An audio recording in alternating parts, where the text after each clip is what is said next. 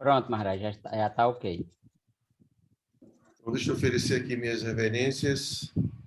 Om Jnana Timirandasya Gyanam Jana Shalakaya Chakshu Vilitam Jena Tasmai Shri Gurave Namaha Shri Chaitanya Manobhistam Stapitam Jena Bhutale Swayam Rupa Kada Mahyam Dadati Swapadam Namo Vishnu Padaya Krishna Prestaya Bhutale Srimati Vidayananda Goswami Tinamine Namo Vishnu Padaya Krishna Prestaya Bhutale Srimati Bhakti Vedanta Swami Tinamine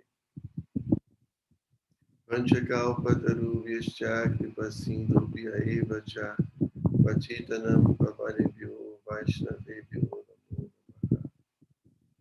Namaha Namo Mahavandanyaya Krishna Prema Pradayate Krishnaya Krishna Chaitanya Namane Gaura Tise Namaha He Krishna Karuna Sindhu Dinabharu Jagat Gopesha Gopika Kanta Radha Kanta Namostate Tapta Kanchana Gaura Gira Devrindavaneshwari Vishabhanu Sudi Devi Pranamami.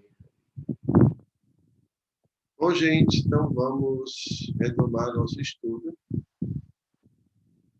Nós estamos estudando as causas do nosso sadhana instável. Tá? Eu vou compartilhar aqui a tela com vocês.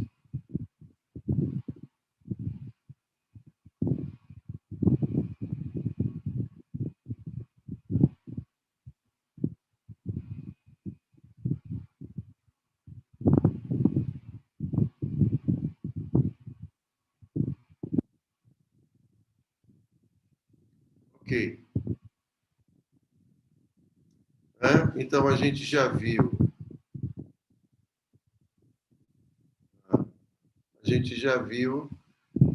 O Sahamai, que é essa falsa segurança, né? Então o devoto se sente muito seguro e termina negligenciando muitas coisas da vida espiritual por achar que já está muito avançado, só porque teve assim, algumas experiências espirituais, uma misericórdia especial de Krishna. Então ele acha que ele se sente assim seguro, mas não é uma segurança real, é uma segurança ilusória, tá? Então isso causa instabilidade no nosso sadhana, porque a gente acha que não precisa mais. Então a gente interrompe as nossas práticas, negligencia nosso estudo e assim por diante. Depois a gente falou de Hana Tarala, né, que é esse esforço esporádico. Então a gente precisa ter uma determinação. O processo de Bhakti é um processo acumulativo. Então, se a gente faz todos os dias e, se for possível, no mesmo horário, a gente vai desenvolvendo força espiritual. As nossas práticas vão se acumulando e a gente vai desenvolvendo força espiritual, desenvolvendo experiência. Quando a gente inicia a nossa prática, a gente já inicia assim já bem entusiasmado, cheio de energia, né? Porque a gente vem acumulando. Aí quando a gente para começar de novo, é tudo mais difícil. É como subir uma ladeira, né? Todo aquele peso, mas quando a gente está ali todos os dias, tudo se torna bem mais fácil, né? Então, a gente precisa ter um esforço continuado, né? Uma determinação e assim, não interromper o nosso sadhana, né? Então, esse esforço esporádico, não um esforço constante, ele atrapalha bastante a nossa vida espiritual. Depois vi o Vikalpa, né, que é essa indecisão. Então, uma mente ocupada com muitas indecisões, o que vai fazer da vida, e o devoto fica com a mente muito perturbada. Então, ele não consegue também ter um sadhana estável, né? Então, tem dia que ele está bem, porque a mente dele não está dando muito trabalho, outro dia já não consegue fazer, cheio de dúvidas. Então, tudo isso também, essas indecisões da vida, elas são muito prejudiciais, né? Elas tendem a tornar nosso sadhana muito instável. Depois a gente falou de niyama, akshama, né, que é a inabilidade em manter os nossos votos, tá? Então, não, desculpa, Vishaya Sangara, né, que é a luta com os sentidos. Então, um dia a gente sai vitorioso com os nossos sentidos, outro dia a gente perde, né? Então, essa ainda essa instabilidade, né, em relação ao controle dos nossos sentidos, nossa falta de experiência, nossa falta de força espiritual, de conhecimento. Então, faz com que, às vezes, a gente saia vitorioso em algumas situações em que os nossos sentidos apelam, né, para o desfrute, e outras vezes a gente perde. Então, isso tudo, quando a gente fracassa, a gente fica muito desentusiasmado, a gente fica triste e acha que não vai conseguir, e aí negligencia a prática espiritual. Tudo isso concorre para essa instabilidade. Então, hoje a gente vai falar de Niyama Akshama e de Taranga Rangini. Então, veja, gente, uma pessoa que... Eu falei... Não, eu não falei de... É isso mesmo. Então, quando uma pessoa está lutando com os seus sentidos, lutando, né, contra os impulsos dos sentidos e tudo, e quando ele é derrotado, e quando às vezes ele se sente assim, triste, então ele pode, em dado momento, dizer, não, eu vou fazer um voto. Eu vou fazer um voto porque eu quero vencer tudo isso. Eu não quero ficar submetido aos meus sentidos, por exemplo, né? Então, aí ele pode decidir, amanhã eu vou acordar bem cedo e vou cantar toda a minha japa, né? Porque ele fica determinado a isso. Aí chega no outro dia, ele não consegue manter o voto dele. Na hora de acordar, ele não se levanta. Então, ou então, eu não vou mais, sei lá, não vou mais comer certas coisas. E aí, de repente, quando a gente fica diante daquele objeto de prazer, a gente não consegue manter nossos votos. Então, essa nossa falta de... Porque a questão dos votos, gente, é um aspecto... Né? Os votos são como uma oportunidade de a gente aperfeiçoar nosso serviço devocional. Né?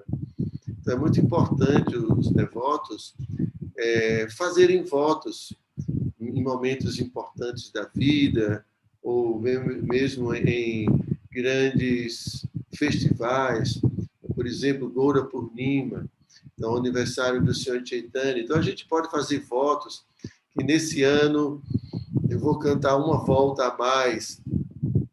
Eu canto 16, mas eu vou fazer um voto de cantar agora 17, 18 voltas. Ou então, esse período da Modarástica, que sempre os devotos fazem votos, né? Então, eu vou cumprir um voto de adorar a deidade todos os dias, eu vou fazer um voto de cantar todos os dias a canção do Damodarástica. Então, sempre a gente está fazendo votos. Então, mas a nossa inabilidade de manter os votos pode... Inclusive, os votos que a gente faz na iniciação, né? A gente faz os votos de não comer carne, nem peixe, nem ovos, votos de não praticar sexo ilícito, prática de jogos de azar, não intoxicação. São votos que a gente fez ou que a gente vai fazer. Então, é muito importante a gente ser muito sério em relação aos nossos votos, para que a gente possa avançar espiritualmente, né?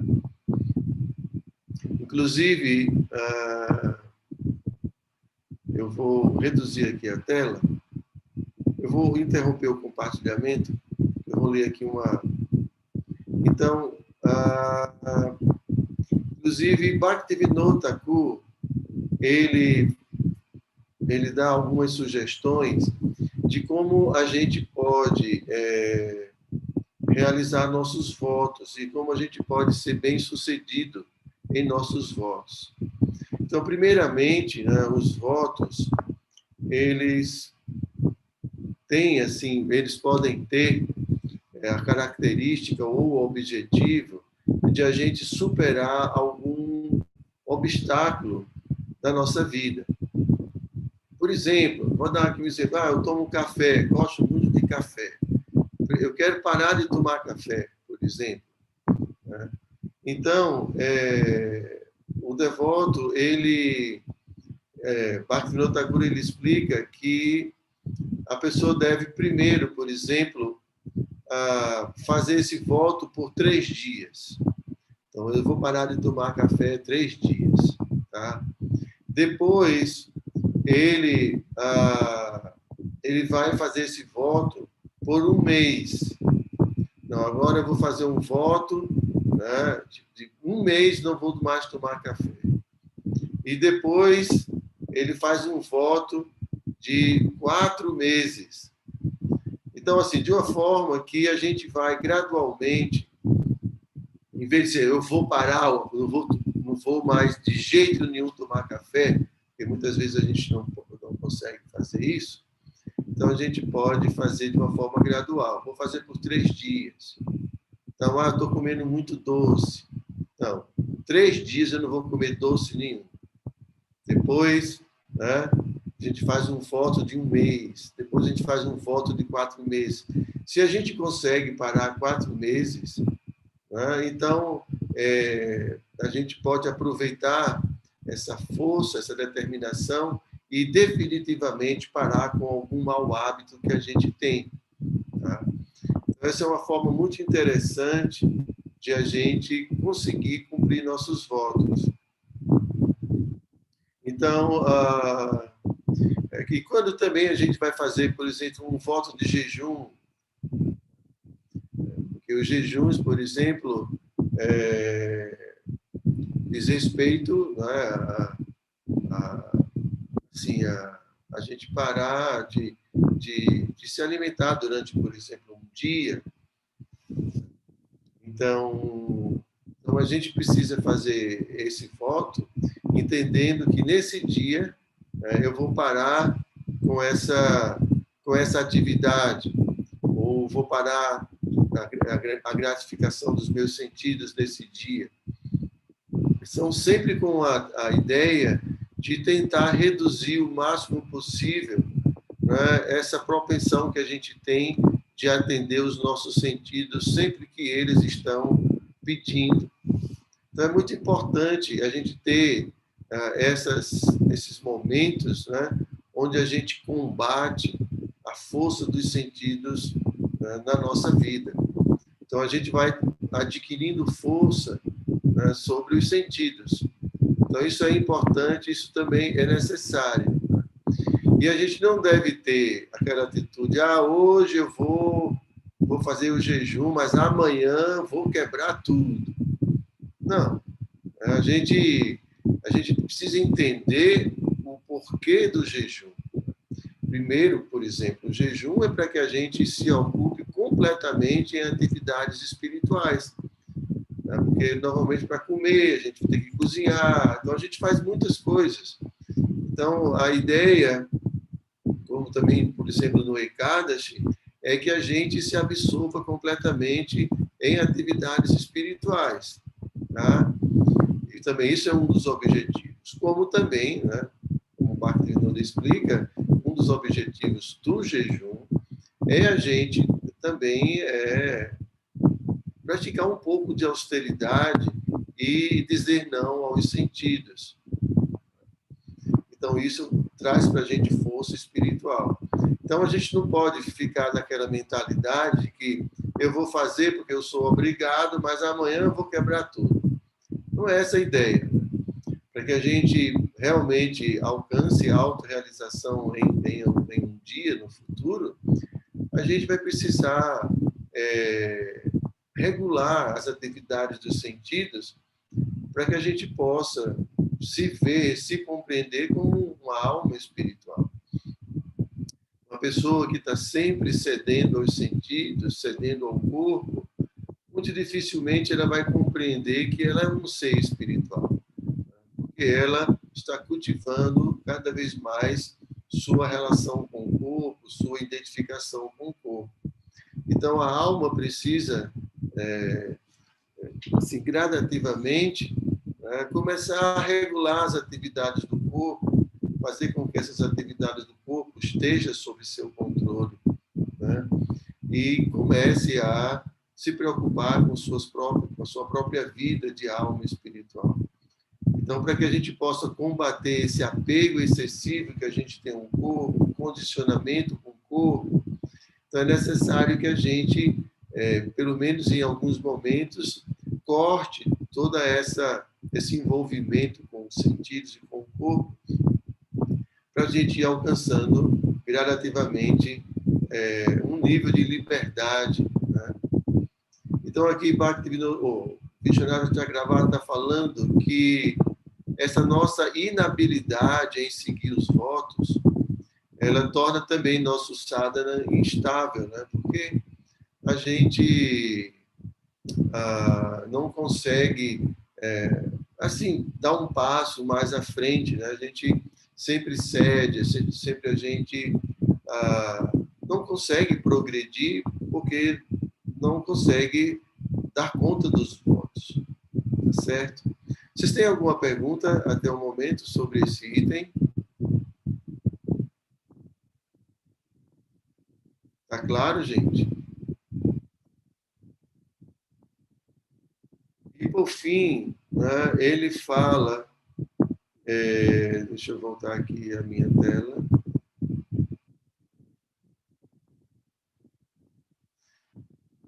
Eu vou compartilhar novamente a tela com vocês.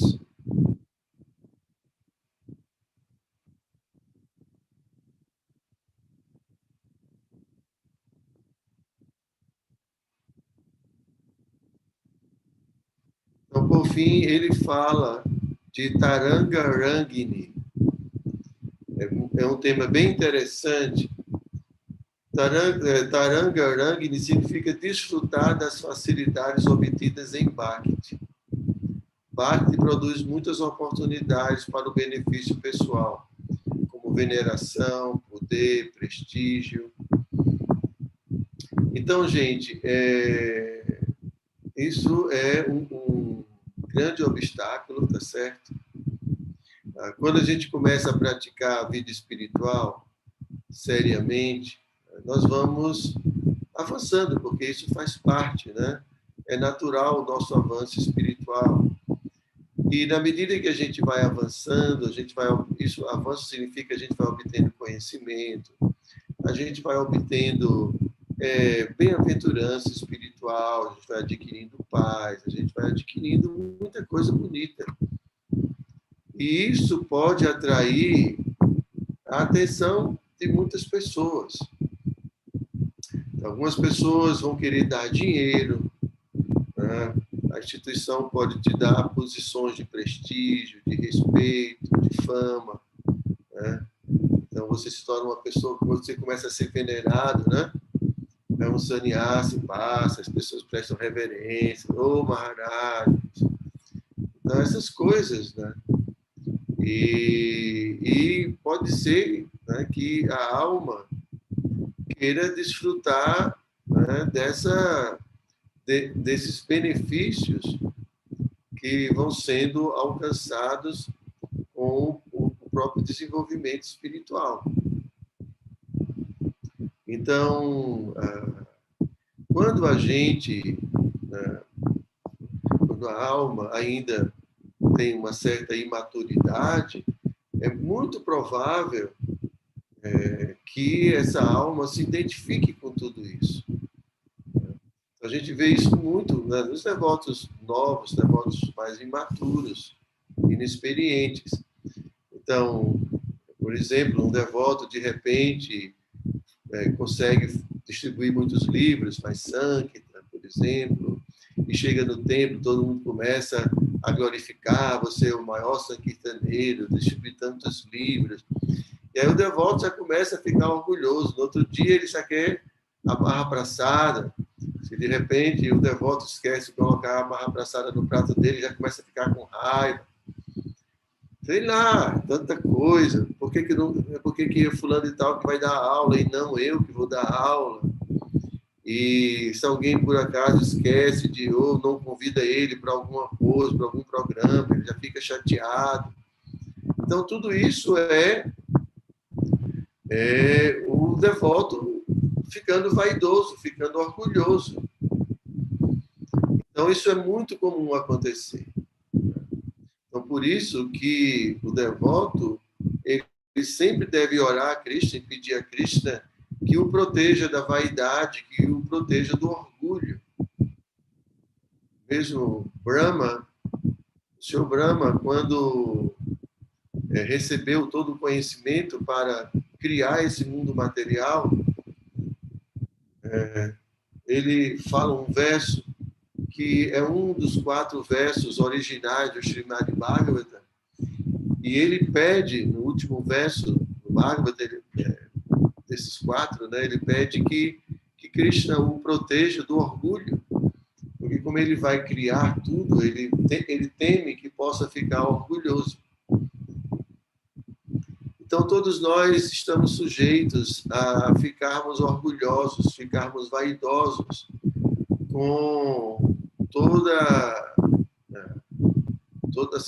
todos os benefícios que a prática de Bhakti, que o avanço espiritual vai proporcionar para a nossa vida. Tá? Então, a gente vai querer, então, desfrutar das facilidades obtidas de Bhakti, e dessa forma, nosso sadhana vai ser instável, porque a gente vai cair. Tem como a gente se manter. A Krishna vai dizer, poxa, meu devoto está ficando confuso, vou ter que dar uma lição. Vou ter que dar uma lição para ele. Ele está se desviando aqui, ele está achando que é muito, muito importante. Ele não está entendendo que sou eu que estou dando para ele as coisas. Eu é que concedo tudo. Sem mim, ele não é nada. É uma ilusão tão grande, gente. Porque, veja, a alma está dentro do corpo material e ela depende completamente do corpo material para fazer as coisas nesse mundo. Se, por exemplo, a gente perde um braço, então a alma já fica capenga, né? Porque um braço é pouco, né? Para fazer as coisas que a gente precisa nesse mundo. Se a gente perde as pernas, se a gente perde a visão, tudo isso limita a capacidade da alma de realizar alguma coisa nesse mundo. Então a gente começa a perceber que o corpo é uma dádiva, é uma ferramenta. E se meu corpo ele adoece, quer dizer, a minha capacidade de agir nesse mundo já diminui bastante. Então, na Bhagavad Gita mesmo, no último capítulo da Bhagavad Gita, Krishna fala, né, dos diferentes itens que fazem parte de uma ação. No capítulo 18. Então, Krishna fala que não é apenas a alma, mas, né, o corpo em que a gente está, o esforço, né, a habilidade, a própria super-alma. Em última análise, a super-alma que consente, né, nossas atividades. Então, sempre é um trabalho de equipe. Não é só a gente. Nós somos apenas o ser que está dentro desse corpo. Mas o corpo, a inteligência e a energia que esse corpo tem, tudo é dado por Krishna, pela natureza material. Como eu posso ficar orgulhoso? Como eu posso ficar vaidoso? Mas devido à ilusão, a gente pensa que a habilidade do corpo é minha. Não, é uma habilidade dada ao corpo material. Se eu consigo correr 100 metros em 10 segundos, Isso é a habilidade do corpo, não é a habilidade da alma.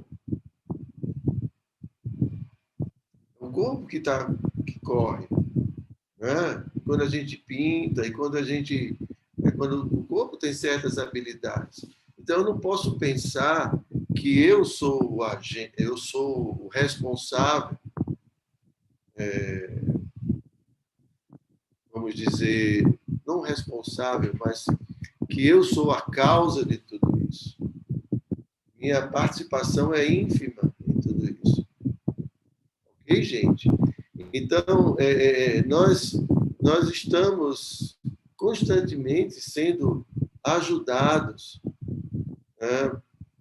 Tanto diretamente por Krishna como o Paramatma, como indiretamente através da natureza material, através também de outras almas que estão à nossa volta, nos iluminando, sejam almas encarnadas ou desencarnadas. Então, não dá para a gente ficar orgulhoso. O orgulho e a vaidade é uma ignorância muito grande acerca da realidade.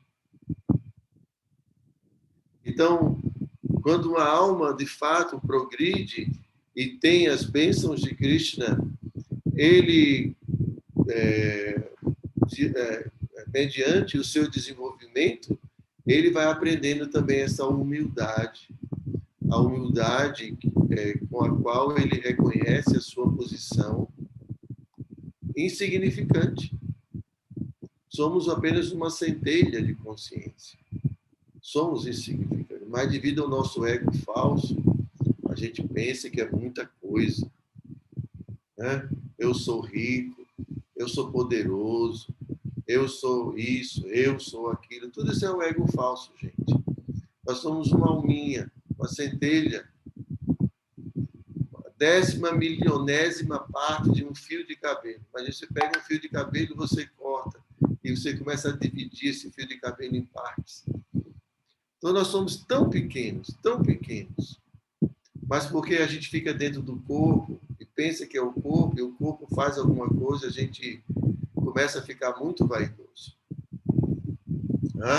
Se eu tenho um corpo bonito, se eu tenho um corpo forte, se eu tenho um corpo assim, um corpo assado, a gente começa a ficar orgulhoso, já começa a querer pisar nos outros, começa a humilhar os outros, me sinto melhor do que os outros. Tudo uma grande loucura. Isso é a loucura do mundo material. A loucura que a ilusão provoca. À medida que a gente avança de verdade na vida espiritual, esse avanço também é acompanhado por iluminação, né? Por compreensão da realidade. Mas o que acontece é que quando nós estamos no início da vida espiritual, nós não temos essa maturidade, essa compreensão. Né? E, devido a isso, a gente pode se equivocar, não é? Com todos os benefícios, com toda assim, os benefícios que a prática do serviço devocional nos traz. Certo? Então, isso é Tarangarangini, desfrutar das facilidades obtidas em Bhakti. Então, a gente começa a ganhar alguma coisa, já começa a se utilizar dessas coisas para benefícios pessoais. Tá? Então, muitos devotos, às vezes, querem uma posição, para nessa posição ter desfrute, facilidade de desfrute. Então, eu sou o presidente, eu sou isso, sou aquilo, quero o melhor quarto, quero toda a marra abraçada, e sei lá, tantas coisas. A gente já viu tantas coisas nesse movimento. Então, por isso que a humildade é um grande sintoma de verdadeiro avanço espiritual. E é a humildade que permite que a gente aprenda e cresça mais e mais e mais. Quando a gente fica vaidoso e orgulhoso, né, então a gente se fecha para novos aprendizados. Porque quem está disposto a nos ensinar, percebe que nós estamos fechados, né? A pessoa sempre fala, não, eu já sei. O devoto começa a pregar, eu já sei isso, né? Isso eu já sabia. Então, bom, a gente já sabe de tudo, né? Acho que você não precisa mais de nada. Vocês nunca viram isso, não? Quando a gente está pregando, às vezes, para alguém, a pessoa fala assim, sim, sei, já sei, eu já sei isso, já sei. Começam a falar. Então, você fica pensando, poxa, então por que eu estou falando alguma coisa? Essa pessoa já sabe de tudo, né? Então, é muito comum. Então, quando a gente tem humildade, então sempre a gente está perguntando, sempre a gente está querendo saber mais, sempre tem espaço para isso. Então, é muito importante a gente cultivar essa virtude da humildade, né? E não cair nessa armadilha, né? De se fechar, né? Bom, gente, e aqui a gente conclui, né, as causas do nosso sadhana instável, tá? Então, a gente está falando sobre bhajana kriya, né, que são as práticas espirituais, com o objetivo de purificar a nossa existência, a gente já falou sobre isso. Então, Vishwanath Chakravarti fala que essas práticas espirituais, que são muito importantes, elas podem, a gente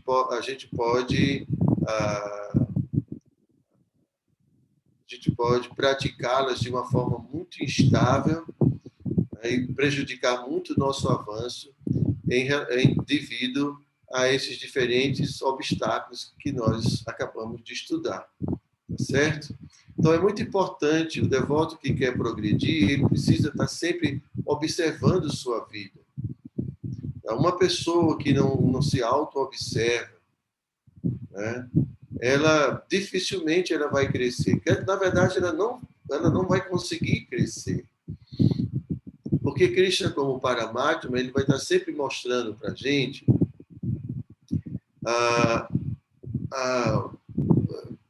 sempre mostrando as nossas falhas, as nossas dificuldades. Porque se a gente não retira essas dificuldades, a gente não vai progredir muito. Porque essas dificuldades que a gente tem, esses anartas, vão obstacularizar nosso progresso. Então, o devoto ele tem que estar sempre se auto-observando. Por que eu me irrito sempre? Por que eu tenho essas coisas? Por que eu fico orgulhoso? Por que eu fico vaidoso? Por que eu briguei com aquele devoto? A gente tem que estar sempre se observando para poder trabalhar esses anartas, essas coisas indesejáveis, né? Então, quando a gente está praticando o nosso... Maharaj, Oi. o pessoal está falando que está tendo ruído no seu microfone. Não sei se é o próprio microfone ou se tem algum ventilador próximo que está soprando. Tem um ventilador. Deixa eu desligar. E coloca assim para o lado, talvez ele não está interferindo, está fazendo ruído. É só isso. Melhorou mais aí, não? Continuou, mas parou. Peraí, só um minutinho. Deixa eu desligar aqui.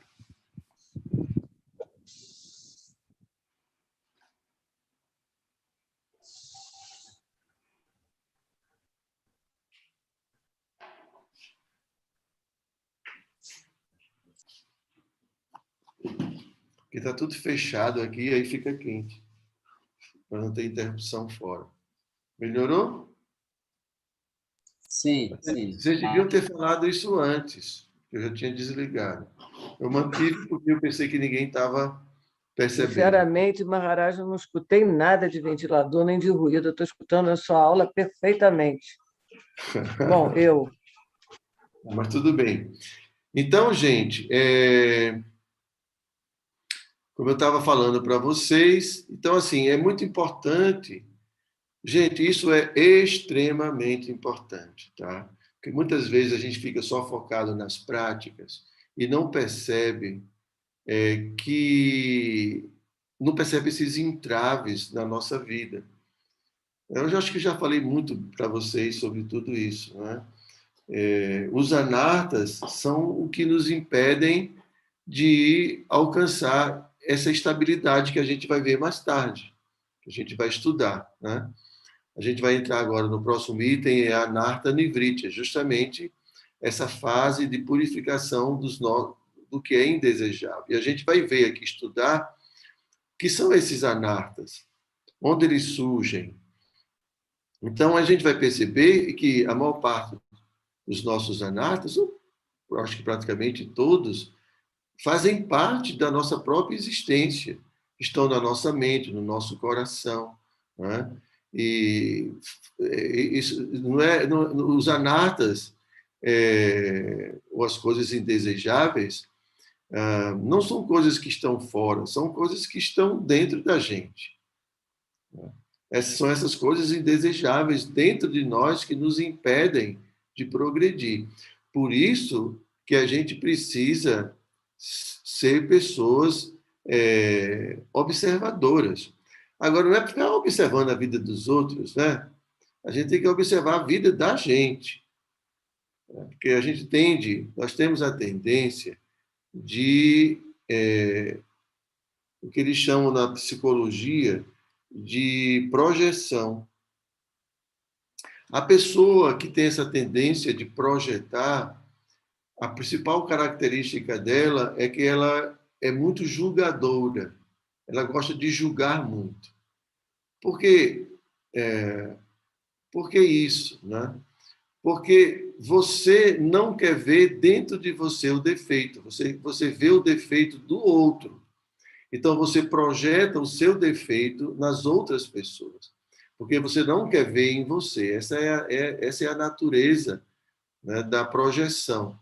Então, quando uma pessoa gosta de julgar muito, é porque ela está fugindo de ver o que ela tem dentro dela e transfere para o outro, para quem está fora. Por isso que uma pessoa, quando avança espiritualmente, ela não tem a natureza de julgar ninguém. Ela não fica julgando as pessoas. Então, quem entende um pouco de psicologia, quem entende um pouco da natureza humana, sabe muito bem isso. Agora, quem não conhece, está o tempo todo agindo e nem sabe o que está fazendo, né? Mas tudo isso são armadilhas, são características, né, do ser humano, né? Então, é muito importante a gente fazer essa autoanálise constantemente. Esqueça os outros. Agora a gente tem que pensar mesmo na nossa própria condição, que a gente precisa melhorar para ter uma prática estável e com essa prática estável a gente conseguir sucesso, né? Porque essa prática instável não é legal. A gente sofre muito com tudo isso. Então, a gente precisa vencer esses elementos que causam a nossa instabilidade, né? Se fixar na prática espiritual, e aí vai ser só néctar, né? Ruti, é um prazer muito grande, a Shakti, e aí tudo fica muito mais fácil, né? Ou menos difícil, podemos dizer assim. Então, esse começo da vida, eu estou estudando um pouquinho inglês, e aí o meu professor sempre fala, Maharaj, tenha paciência. Quando, na medida que você for progredindo, tudo vai ficando mais fácil, né? No começo você tem que aprender muitas palavras, aprender gramática, aprender não sei o quê. E é muita coisa para você aprender. Mas na medida que você vai acumulando conhecimento, então as coisas novas já não são mais difíceis, porque você já tem toda uma base, né? Bom, vocês devem ter estudado inglês. Eu fiquei muito tempo no movimento, então não tive muita oportunidade. Mas da mesma forma, assim, na vida espiritual, no início é assim, a gente tem muita coisa para dar conta, né? E muita coisa para superar, então se torna difícil. Tá? Mas na medida que a gente vai conquistando os princípios da vida espiritual, a gente já segue os princípios, já vai diminuindo os apegos, vai adquirindo conhecimento e tudo. Então, a coisa vai ficando, num sentido, vai ficando mais simples, né? Mas as exigências vão ser agora mais no sentido de transformação pessoal, transformação moral e transformação interior mesmo. Porque você já conhece as escrituras mais ou menos, você já é um Brahmana, já foi iniciado, já tem um mestre espiritual, então as novidades vão acabando, não tem mais novidade. Agora a novidade é o trabalho interior mesmo, tá certo? Então, é a transformação interna. É um trabalho muito pessoal, um trabalho muito consigo mesmo, tá? E isso é Anartha Nivriti, gente. Anartha Nivriti é essa purificação do coração. O coração está dentro da gente. O coração não é o órgão coração que está bombeando aí sangue, não. O coração é a nossa intimidade, é o nosso interior. Tá? Então, isso é o que demora de transformar, de purificar. Esse é o que é mais demorado. Então, a gente pode parar com muitos vícios, parar com muitas coisas assim externas, mas a mudança interior ela é muito, muito prolongada. Como eu já disse para vocês, mudar, transformar nosso ego falso, identificar as peculiaridades da nossa identidade falsa, como ela age, como é que ela atua. Porque orgulho, vaidade, arrogância, medo, todas essas coisas estão dentro do ego falso. Então a gente precisa identificar esse ego falso, precisa olhar para ele, precisa conhecê-lo, e precisa corrigir as coisas que normalmente a gente não quer olhar. A gente não quer olhar as coisas feias que a gente tem dentro da gente, porque aí, se a gente olha, a bola vai baixar, não é? Fala assim, a gente não vai ter mais com que se orgulhar. Poxa, como eu tenho essas coisas, eu não sabia. Então, a gente não quer ver, a gente esconde. Tá? Mas agora não dá mais para esconder. Purificação significa que a gente vai começando a transcender, né, todas essas fraquezas que a gente tem. Transcender significa que essas fraquezas já não têm mais força sobre nós. A gente vai diluindo a força que elas tinham antes, de forma que agora elas não mais me influenciam. Tá? Então, isso é avanço espiritual. Então, a gente tem que olhar para dentro. Tá? Ok, gente? Vocês têm alguma pergunta?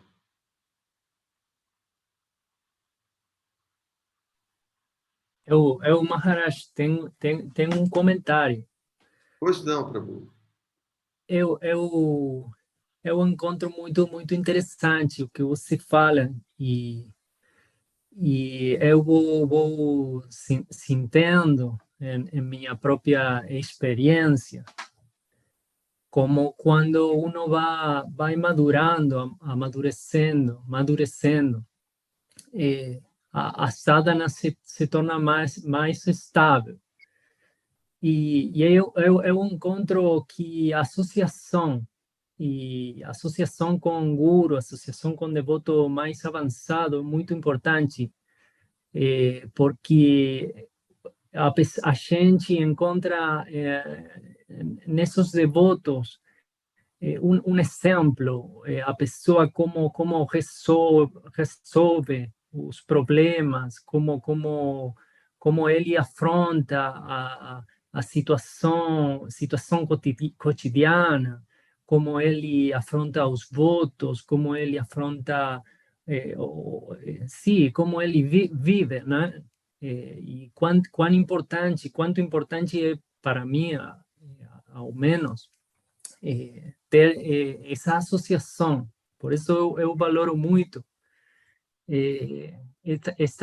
a possibilidade que dá a internet, que dá de poder associar-nos, poder relacionar-nos com o Senhor, por exemplo. Eu encontro sua determinação muito forte, e eu não encontro essa determinação em minha vida, em os exemplos que eu tenho a minha redor, em minha vida cotidiana, né? Então, eu tomo seu exemplo e exemplo de outros devotos avançados, e isso fica muito importante para eu melhorar cada dia meu sadhana, volver-me mais estável, mais sério. Quando a gente fica sozinho, né? A gente, eu sinto que sadhusanga é muito importante, que sem sadhusanga a gente perde força, perde o centro, né? Empieza a ficar mais perdido, mais instável, e todas as causas que você falou, eu encontro que todas as causas com uma boa associação de votos muito sérios, né? Todas as causas são muito mais fácil de superar que sozinho ou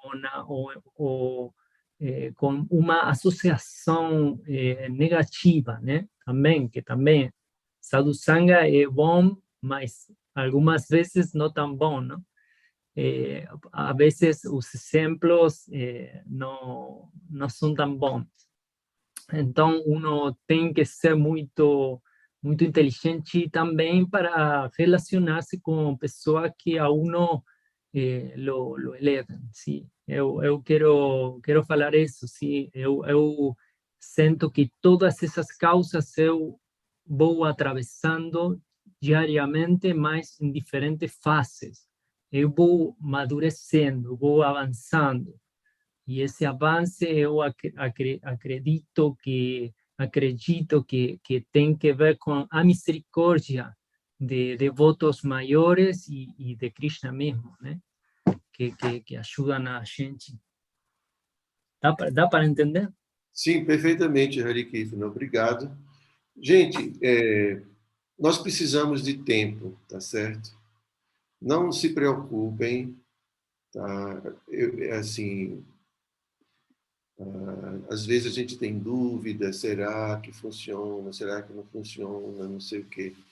Gente, o processo funciona, não é algo novo, tá certo? E simplesmente a gente tem que entender que não é fácil, que requer tempo mesmo. Não só tempo, porque a gente precisa, porque não é tão fácil, né? Mas é tempo porque o processo de transformação interior requer tempo. Não dá para a gente combater todos os nossos problemas de um dia para a noite, a gente vai ficar doido do juízo. A gente tem muita coisa para resolver. Não é uma nem duas, a gente tem muitas coisas. Então, imagine se um professor chegasse, hoje vamos fazer uma prova de todas as matérias que vocês já estudaram, sei lá, uma coisa assim. Não é desse jeito. É uma coisa de cada vez. Cada um vai ter uma dificuldade. Pode ser que a gente nem nessa vida consiga resolver tudo que a gente tem dentro da nossa existência. Tá? Então, a gente precisa, como o Rupa Goswami falou, a gente tem que ter paciência. A gente tem que ter paciência, porque é muita coisa para resolver. Tem que ter entusiasmo, porque sem entusiasmo a gente não vai se continuar. A gente precisa ter esse desejo de continuar. Tá? E na medida que a gente for vendo os resultados na nossa vida, a gente vai ter entusiasmo sabendo que o futuro que espera a gente. Né? E tem que ter essa confiança. Confiem que vai dar certo. Confiem que vai dar certo. Né? Então, esses ensinamentos de Rupa Goswami, esses 3 itens, paciência, confiança e entusiasmo, são extremamente importantes. Então, nós temos, principalmente, muitas coisas internas para serem resolvidas. Todos os nossos equívocos e nossos sofrimentos acontecem ou ocorrem devido à nossa condição interna. Esse nosso mundo interior é o que a gente acredita, é o que a gente está acostumado a fazer, são os nossos maus hábitos, nossas crenças. Né? Tudo isso está dentro do que a gente chama do ego falso. Então, as coisas vão se apresentar à nossa consciência na medida em que a gente for superando, né, os obstáculos anteriores. Então, Deus não vai colocar para a gente tudo de uma vez. Não dá para a gente resolver. Vamos ficar pirados. Então, Krishna, como Paramatma, né, ou Self, né, como o Jung fala, está conduzindo a nossa vida, toda a nossa vida. Não pensem que Deus não está conduzindo nossa vida. Ele está conduzindo nossa vida à perfeição. Só que a perfeição só vai ser possível quando a gente resolver as pendências que a gente tem para resolver. Agora, se a gente foge, aí não vai conseguir nunca. Então, nós temos muitas pendências. E essas coisas, essas pendências vão sendo reveladas na medida do nosso progresso, na nossa própria vida, no nosso cotidiano, vivendo que essas coisas vão aparecer. Poxa, eu sou muito luxurioso, não consegui ainda superar a luxúria. Meu filho, enquanto não superar a luxúria, os obstáculos vão ficar aparecendo, até você encarar de frente. Pô, sou luxurioso demais, tenho que resolver isso. Onde nasce isso? Por que eu tenho isso? E a gente vai ter que trabalhar isso. Ou vai trabalhar o orgulho, vai trabalhar a vaidade, vai trabalhar o que for para trabalhar. E enquanto a gente não superar, vamos estar presos nesse mundo. Então, vocês sabem que isso não é fácil. Essa mudança interior não é fácil. Então, não é simplesmente só a prática espiritual. A gente tem uma prática que nos conecta com Krishna, que nos aproxima de Krishna. Mas, por outro lado, Krishna vai dizer, pô, meu filho, você está querendo crescer, então vamos lá, eu vou te ajudar. Eu vou mostrar para você as coisas que você precisa trabalhar. Certo? Então, tenham paciência, tenham calma. Vivam o momento agora. Então, qual é o obstáculo que você tem hoje? O seu principal obstáculo? Dê atenção a isso. Dê atenção. E vai trabalhando cada um. Vai aparecendo o outro. Ah, como eu fico irritado, como eu fico chateado, como eu brigo, não sei o quê, eu me transformo completamente. Vai trabalhar isso. Isso são anartas.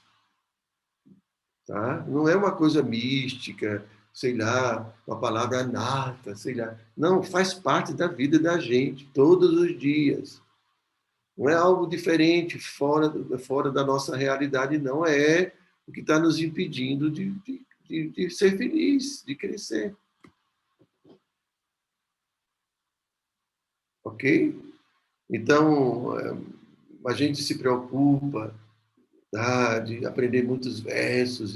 Claro que a gente tem que estudar literatura, aprender todas essas coisas, isso faz parte, é necessário. O conhecimento para que a gente possa ter um referencial moral, gente, um referencial de Deus na nossa vida, tá?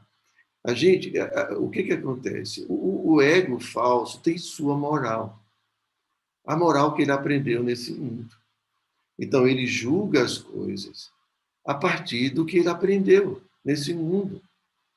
Então, pode ser que um indivíduo que cresceu num lar em que, por exemplo, você pode fazer qualquer coisa, sei lá, ter não sei quantas mulheres, ou ter não sei quantos homens, e tudo isso é normal, tudo isso é normal. Então, o ego falso vai entender que para ele é essa a moral, esse é o referencial. Mas a gente não pode mais se basear num referencial, né, da nossa cultura mundana, da nossa formação mundana. Agora, a gente tem que aprender a moral de Deus, a moral das Escrituras. É outro referencial.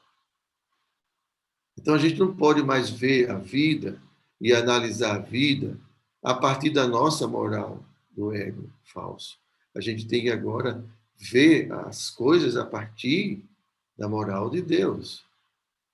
Como ele enxerga as coisas. Então, a gente às vezes não entende as coisas que acontecem conosco, o nosso sofrimento, porque a gente não entende a moral de Deus. Então, mas por que eu estou sofrendo? Eu não deveria sofrer. Não, meu filho, isso é você que pensa que não mereceria sofrer. Você pensa. Mas Deus não pensa desse jeito. Você não ofendeu o devoto, mas eu falei pouca coisa, eu só dei um tapa nele. Isso é tão normal. Eu sempre aprendi desse jeito. A gente não leva desaforo para casa. Meu filho, isso é a sua moral, mas a moral de Deus é outra. É assim que a gente resolve as coisas, não levar desaforo para casa. Entende, gente? Então, a gente estuda as Escrituras para compreender a moral de Deus, o referencial dele para as coisas. E assim a gente vai entender por que a gente sofre. E por que muitas pessoas não sofrem e são felizes. Tá? Então, dessa forma, a gente vai confrontar nossas atitudes, nossos pensamentos, né, com a base das Escrituras. Ok? Então, por isso que a gente estuda, para a gente aprender tudo isso. Ver do ponto de vista de Deus as coisas, como eles querem, como ele quer que as coisas sejam. E não como o mundo quer, como eu aprendi que tem que ser. Tá certo? Então, esse processo, gente, é um processo muito demorado. Tá? É um processo muito longo de se olhar, de se observar, de identificar dentro de si tendências, né? Todas essas vozezinhas que a gente ouve, que são egos falsos de outras vidas, resquícios de nossas vidas passadas que estão no nosso inconsciente, que vem à nossa consciência constantemente em dadas circunstâncias. Então, a gente não pode dar as costas para isso. A gente tem que olhar, encarar tudo isso e começar a trabalhar tudo isso. Isso é purificação da existência. Porque esse nosso mundo interior que está nos causando sofrimento, é esse mundo interior que está nos levando a agir de tal e tal forma. E se a gente quer realmente mudar externamente, a gente precisa mudar internamente. Ok? Então, isso são os anartas. Bem-vindos. Ok? Mais alguma pergunta, gente? Vamos ter programa espiritual. Hoje temos a presença do Jorge, né, Jorge? O Jorge acompanha as minhas aulas no domingo, lá no... Eu acho que é a primeira vez que o Jorge está aqui com a gente. Não é isso, Jorge?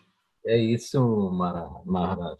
É um prazer imenso estar com você. Já tenho te acompanhado, participado contigo aos domingos, bem cedinho, né? É um prazer imenso. Fico muito grato, a minha gratidão imensa pelo brilhantismo das tuas palavras. Tem me ajudado muito a crescer espiritualmente. Estou muito contente e vou te acompanhar, hein? Vou acompanhar você onde você for. Opa! Estarei indo a Caruaru agora em janeiro e pretendo visitar a Ecovila lá. Não acredito, verdade? É verdade. Mas você vem o quê? A trabalho ou foi uma coisa... Eu vou com a família visitar. Minha esposa é pernambucana e eu vou visitar. Aí já vou dar uma passada aí. Quero ter o prazer de conhecê-lo pessoalmente. Vai ser um prazer muito grande recebê-lo aqui, Jorge. Bom, obrigado. Então, gente, é isso. Muito obrigado novamente pela paciência de vocês, pela presença de vocês. E vamos continuar a nossa jornada aí, não é? Não se preocupem, gente. Tenham tranquilidade, né? Vamos em frente. Não negligencie as coisas que vão chegando na vida de vocês. Cada coisa que chega, cada dificuldade é uma lição que a gente precisa aprender, é uma lição nova. Não pensem que não vai surgir dificuldades, vão surgir. Vai aparecer aquele bolo de chocolate com ovo, vai aparecer alguém chato falando alguma coisa. Vai aparecer, as coisas vão aparecer, tá? Não se preocupem. Errou, começa de novo. Cada dia é mais uma oportunidade. E a gente vai crescendo, crescendo, e vamos em frente. Ok? Então, mais uma vez, obrigado a todos e até o próximo sábado. Hare Krishna. Gratidão. Hare Krishna. Hare Krishna, Gratidão, Maharaj. Maharaj. Haribol. Jai Maharaj, Haribol. Tchau.